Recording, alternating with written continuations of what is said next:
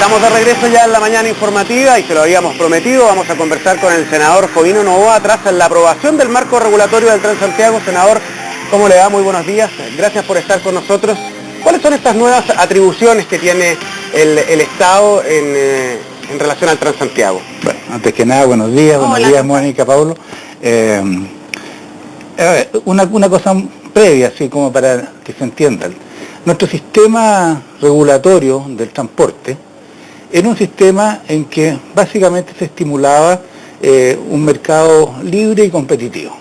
Y es por eso que teníamos micros amarillas con muchos recorridos, llegaban a donde la gente quería ir, funcionaban bien, funcionaban sin subsidio, con los problemas que todos sabíamos, ¿no es cierto? Seguridad, delincuencia, contaminación, y eso se trató de cambiar con el Transantiago. Y el Transantiago pasó a ser ya no un sistema abierto, sino que un sistema muy concentrado. Se hicieron licitaciones de 9 alimentadores y de 5 troncales, y todo eso fue a un operador, un sistema monopólico. Claro, sin competencia por cada una de las vías, se refiere usted. Sí. Y pasa a ser una especie de servicio público, pero sin leyes. Es como si no existiera regulación para los servicios eléctricos. Yeah. Como si no existiera, digamos, autoridad que pueda controlar cuando falla la electricidad, cuando la electricidad no llega a las casas. Senador, entre las cosas que se cambian en este marco regulatorio es pretender efectivamente que no solo en el papel, sino que en la práctica se pueda considerar al Transantiago como un servicio público, mayores atribuciones al Estado, cambian varias normas. Mi pregunta es, con lo que les llegó a ustedes, al Senado, de nuevo marco regulatorio, ¿se garantiza un cambio radical en la calidad del servicio para los usuarios o va a haber que hacer nuevas modificaciones o faltan cosas más importantes? Claro, no, este es un marco regulatorio que no produce inmediatamente una mejoría del sistema. ¿Qué es lo que produce? Produce la facultad para que la autoridad pueda intervenir en el caso que los operadores no funcionen bien. Exigir de los operadores información oportuna. Por ejemplo, si la autoridad tuviera esas facultades, el tema de Transaraucaria, que es una empresa que está al borde de la quiebra, que no le ha pagado a los trabajadores, eso se hubiera podido detectar antes. Entonces, hoy día se establece, o el Ministerio va a poder establecer, que será causal de caducidad de una concesión que no se cumplan las leyes laborales. ¿Y por qué? Porque es evidente que si una empresa que tiene el monopolio del transporte en una zona no cumple con sus trabajadores y hay conflicto, los que pagan el pato son los ciudadanos.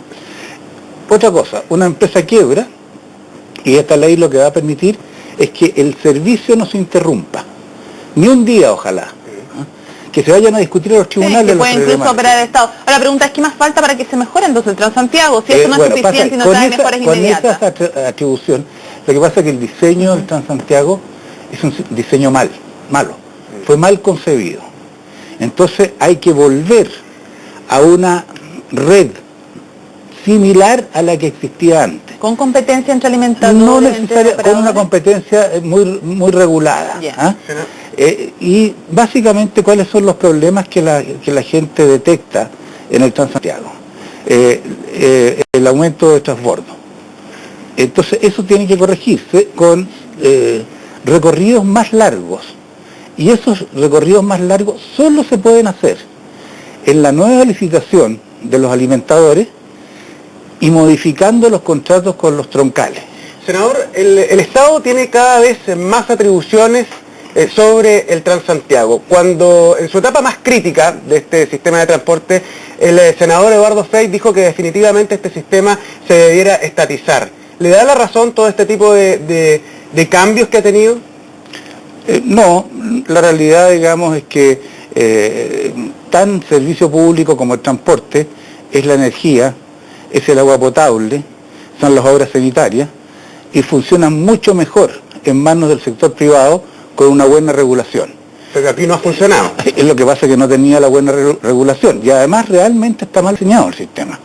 Y eso hay que cambiarlo y toma tiempo. Yo quiero, ojalá que nosotros pudiéramos aprobar esta ley rápidamente, y lo mismo la ley que le da un subsidio adicional. Sí, hablemos de eso. Pero eso no garantiza inmediatamente una mejoría. Un par de preguntas breves. Primero, ¿tiene sentido ingresar por el Senado el marco regulatorio y por la Cámara de Diputados el proyecto que tiene que ver con el subsidio? Sí, son dos cosas completamente distintas. Ya, no hay problema con eso. Entonces pasemos a lo siguiente, si no encuentro problema.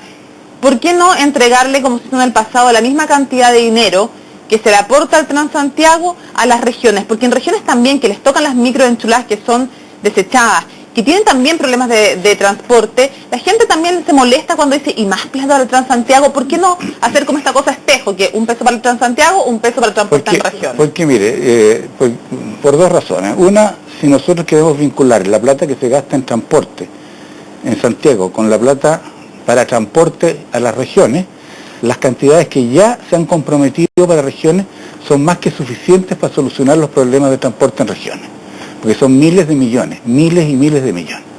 Y en segundo lugar, efectivamente el Transantiago es un problema que no es un problema que lo hayan generado los santiaguinos ni la región metropolitana, lo generó el gobierno. Y si el gobierno generó un problema y tenemos que recurrir al uso de recursos públicos, no es lógico el argumento de decir deme un peso más para regiones, porque regiones puede tener otro tipo de necesidades, pueden necesitar más plata en salud, pueden haber regiones que necesitan plata, otras que necesitan mucho menos. Y una tercera razón, nosotros este año tuvimos un terremoto que hay que enfrentarlo, y ese terremoto va a costar 8.000 millones de dólares. Entonces, si no estuviéramos en una situación de emergencia frente al terremoto, uno podría decir, bueno, aumentemos en 500, 600 millones de dólares el presupuesto de regiones. Pero en regiones también tienen los mismos vicios que tenía el sistema antiguo acá, sí, en Santiago. Pero ya hay comprometidos fondos bastante altos para regiones. La ley que se aprobó el año pasado, que implica, en primer lugar, estableció un subsidio permanente para el Transantiago, estableció el mismo subsidio permanente para regiones. Y estos apoyos adicionales, que son importantes, yo no tengo la cifra en la memoria, pero pueden ser del orden de los 1.500 millones de dólares en 4 años para cubrir el déficit que no se cubre con el permanente, también van para regiones. Ahora, ¿qué había pasado? Que a raíz del terremoto se habían restringido los fondos y el ministro anunció que se reponen inmediatamente los fondos que van para regiones. Senador, se necesitan 450 millones de dólares, es lo que están pidiendo inyectar a este sistema. ¿Cuánto más puede subir la tarifa si es que no se aprueban estos 450 millones de dólares? Si no se aprueban esos 450 millones, nosotros podríamos estar con una tarifa del orden de 600 pesos a fin de año.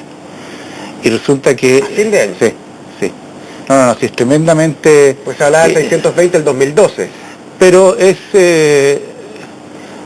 puede ser a fin del próximo año, pero yo creo que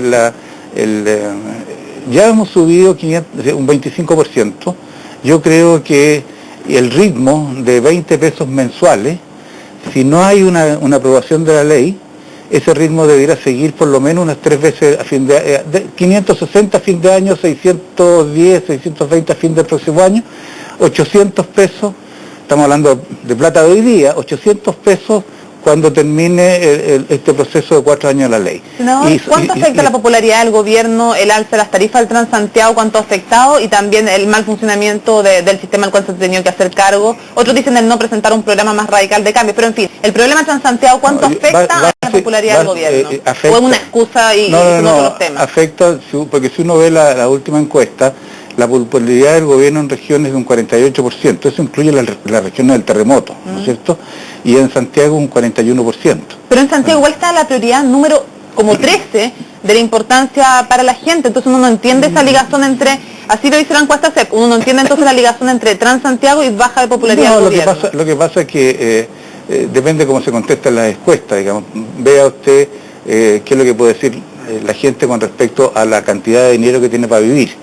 Y a lo mejor pone ahí el problema y resulta que la cantidad de dinero que tiene para vivir hoy día es menos porque la locomoción le subió un 25%. Ya, o sea, influye según usted la popularidad. Y nosotros, los parlamentarios de la región metropolitana, habíamos detectado este problema antes de las encuestas. Realmente, porque uno tiene una sensación, ¿no es cierto?, sobre todo en el caso mío, yo soy senador por Santiago Poniente, la gente de Santiago Poniente usa Transantiago, no, si no anda, el 90% no anda en auto. Senador, otro de los temas importantes del déficit también del Transantiago es la evasión. Las cifras oficiales hablan de 18%, pero un reportaje reciente de Informe Social demostraba que estas cifras eran mucho mayor. ¿Cuál es la política que se tiene que desarrollar? Porque muchos han hablado de multas, de castigo, pero poco de la educación. Uno escucha por ahí un par de avisos radiales, pero nada más. No, yo creo que eso tiene que ser un plan bastante integral. A mí me parece que la multa es siempre que se apliquen, ¿no es cierto? Y siempre que sean multas que tengan un efecto ejemplarizador. O sea, si van a citar a una persona del juzgado de policía local, la persona no va y no paga la multa, no pasa nada. Pero junto con eso yo creo que tiene que haber una campaña más bien de responsabilidad social. Muchas de las personas, y en las encuestas internas que tiene Transantiago, alrededor de un 40 o 50% de las personas culpan el mal servicio del Transantiago a la evasión. Senador, antes que nos acabe el tiempo, porque se va volando aquí en la mañana informativa, una pregunta respecto a la elección interna en la UDI. Tenemos Juan Antonio Coloma, José Antonio Kast. Recientemente apoyo de la senadora Matei a José Antonio Kast diciendo no es bueno que siempre estén los mismos. Los que defienden a Coloma dicen, le ofrecieron 2 vicepresidencias a Kast y aún así no aceptó. ¿A quién le da usted el apoyo y a quién le da la razón respecto de esta discusión? Mire, ¿Tienen que estar siempre los mismos? No, mire, la realidad es que si uno mira las directivas de la UDI de los últimos años, el cambio es bastante importante. ¿Pero se contradice la senadora Matei en haber apoyado antes no se contradice. Mire, ¿sabes lo que pasa? Lo siguiente, que si uno viviera en la UDI, si siguiera el proceso electoral, se daría cuenta que estamos en un proceso absolutamente normal. Ya, pero José Antonio, ¿por qué? No, yo estoy con Juan Antonio Coloma. Creo que yo fui partidario desde el primer momento de que integrara la mesa Juan Antonio Coloma y José Antonio Kast. Juan Antonio le ofreció a José Antonio Kast la Secretaría General hace 2 o 3 meses. José Antonio dijo que no, que él prefería la competencia. Bueno, y se empezó a desarrollar un proceso electoral que ha sido impecable. O sea, internamente nosotros no tenemos tensiones. ¿Y lo ofreció la Secretaría General? Sí. Porque hasta ahora lo que manejamos es que solo ofrecían vicepresidencia y que él quería la Secretaría General. O sea, se lo ofreció. En enero, en febrero, le dijo José Antonio, toma la Secretaría General y hacemos una lista de integración. ¿Y qué de fondo entonces? Pasa lo siguiente, que José Antonio rechazó la Secretaría General. Comenzó un proceso electoral que es impecable, pero se van conformando equipos. Entonces ya la conformación del equipo presidente, secretario general, había quedado definida en el caso de la lista Juan Antonio. Entonces ahora, ya cuando faltan 2 semanas, José Antonio dice, no, ofréceme a la Secretaría General, pero José Antonio, no puedo, porque tengo compromisos. ¿Por qué voy a sacar una persona? ¿No falta renovación en la UDI entonces?